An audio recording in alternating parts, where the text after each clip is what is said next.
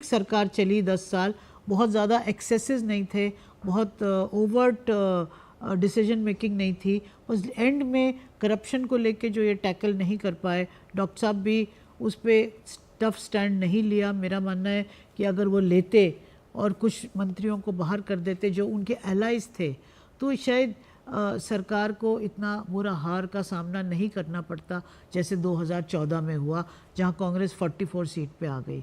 तो उसमें कुछ गलत डिसीजंस हुए, कुछ चीज़ें हुई जो जैसे अब रामदेव को शायद उन्होंने जो वो किया, जाके रिसीव किया और अन्ना हज़ारे को किया, तो ये सब चीज़ें हुई, तो ये बाद में जो है काउंटर प्रोडक्टिव साबित हुई।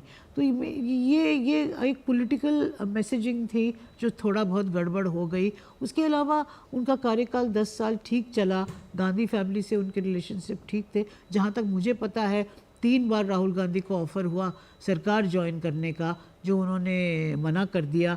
कई प्रयास हुए कि अगर ये मनमोहन सिंह जी की सरकार में आ जाएंगे तो उनको एक एक्सपीरियंस हो जाएगा गवर्नेंस का, एडमिनिस्ट्रेशन का। पर राहुल गांधी ने हमेशा कहा कि मैं अभी तैयार नहीं हूँ आने के लिए, मुझे अभी देश समझना है। वो यूनिवर्सिटीज़ के दौरे करते रहे। वो एक पावर का लालच नहीं था, तो इसलिए सोनिया गांधी ने भी प्रधानमंत्री उस टाइम बन सकती थी, नहीं बनी, डॉक्टर मनमोहन सिंह को ले आए। राहुल गांधी को कई बार ऑफ़र हुआ। 2009 के चुनाव के बाद तो मुझे लगता है कि वो उनको प्रधानमंत्रीशिप का भी ऑफ़र था कि कुछ लोगों ने कोशिश की कि डॉक्टर साहब की जगह इनको प्रधानमंत्री बना दिया जाए ताकि गांधी परिवार वापस पावर में आ जाए। पर फिर भी राहुल गांधी ने मना कर दिया और डॉक्टर साहब ने कहा कि ये बिल्कुल सही है, अगर वो आना चाहेंगे तो मैं उनके लिए हटने को तैयार हूँ, बहुत अच्छा फैसला है। पर फिर राहुल गांधी क्योंकि खुद ही इंटरेस्टेड नहीं थे, तो ये तो तभी होता है ना कि जब एक हारमोनियस वर्किंग रिलेशनशिप होती है गांधी फैमिली और डॉक्टर मनमोहन सिंह के बीच में, जो हमने देखा उन दिनों।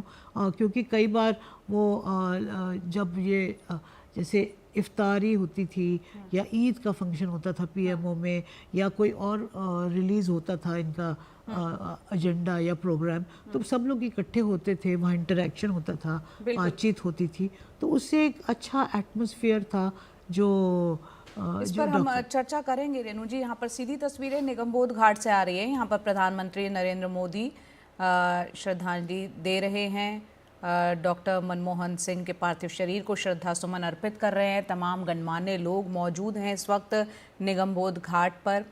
प्रधानमंत्री को आप यहाँ पर देख रहे हैं, इसके अलावा रक्षा मंत्री, गृह मंत्री, कांग्रेस के तमाम दिग्गज नेता यहाँ पर मौजूद हैं निगमबोध घाट पर। अब से कुछ ही देर में डॉक्टर मनमोहन सिंह को अंतिम विदाई, अंतिम संस्कार उनका यहाँ पर किया जाएगा। ये सीधी तस्वीरें इस वक्त निगमबोध घाट से आ रही हैं। जगदीप धनखड़ यहाँ पर उपराष्ट्रपति को आप देख रहे हैं। तो ये एक शख्सियत ही थी डॉक्टर सिंह की कि तमाम अलग अलग राजनीतिक दलों के लोग भी पूर्ण सम्मान के साथ उनको आज याद कर रहे हैं, उनके योगदान को याद कर रहे हैं।